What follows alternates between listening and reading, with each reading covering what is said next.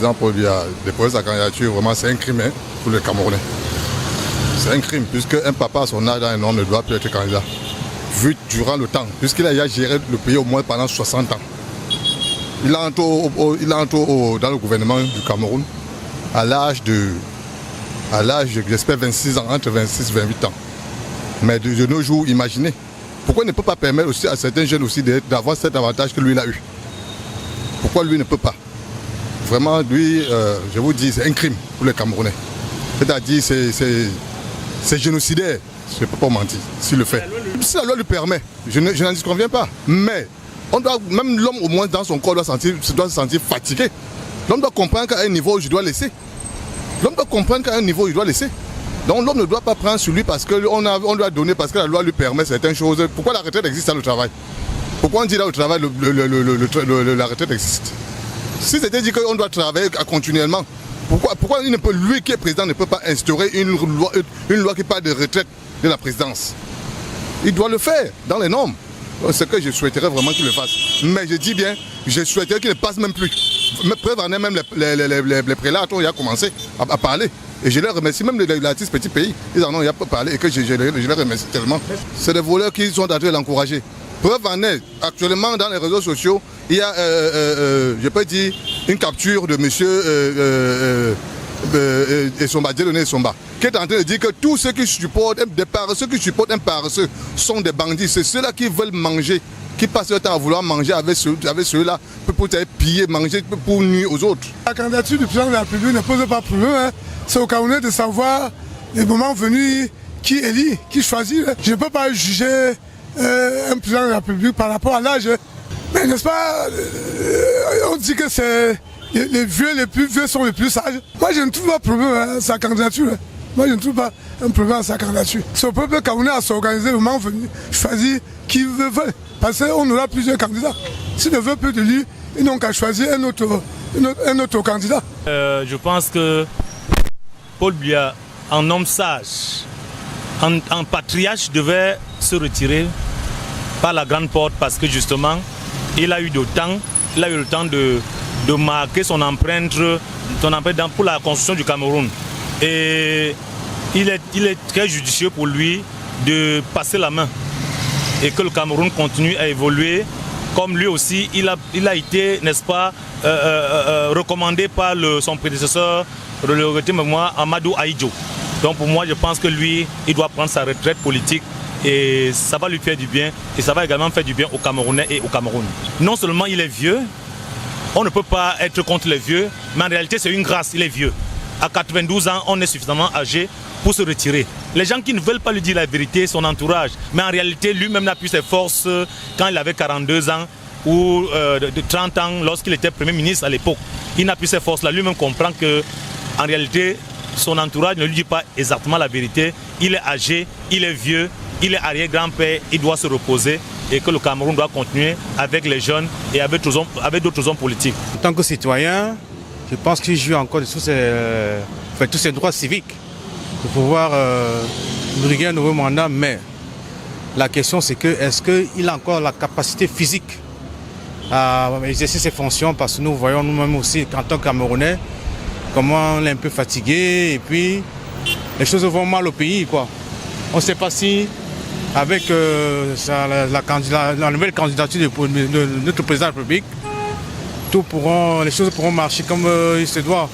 Mais pour ma part, je pense qu'il a donné le meilleur de lui-même. Parce qu'il a donné le meilleur de lui-même.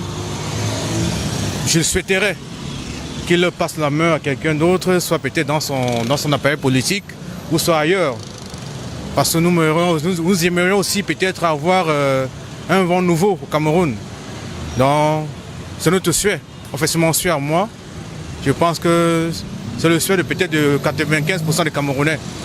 Et j'aimerais que cela se concrétise en 2025, quoi. C'est son devoir absolu de mettre de l'ordre dans le parti. Je pense que c'est vraiment la chose primordiale actuellement à faire. Parce que nous voyons comment les choses se passent. Il y a une crise de l'autorité au Cameroun actuellement. Chacun fait comme il veut. Il n'y a plus, personne ne respecte plus rien. Donc je pense qu'avant de partir, j'aimerais qu'il arrange les choses comme tout père de famille, quoi.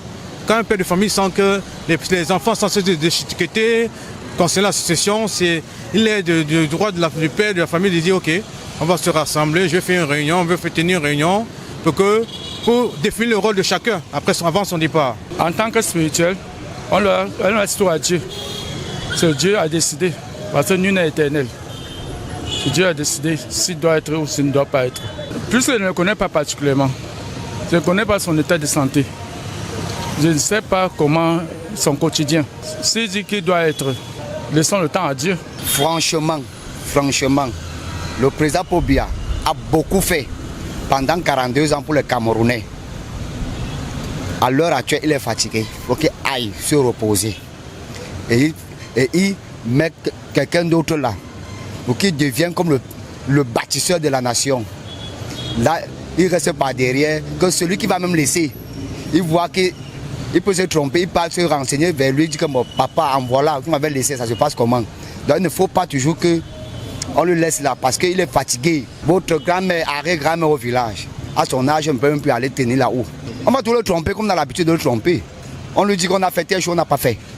Par exemple, on sait qu'il ne peut pas se déplacer pour venir voir ce qu'ils ont fait. Vous ne pouvez pas faire 2 ans sans remaniement ministériel. Il y a des ministères qui sont couchés dans leur fauteuil, ils font 20 ans.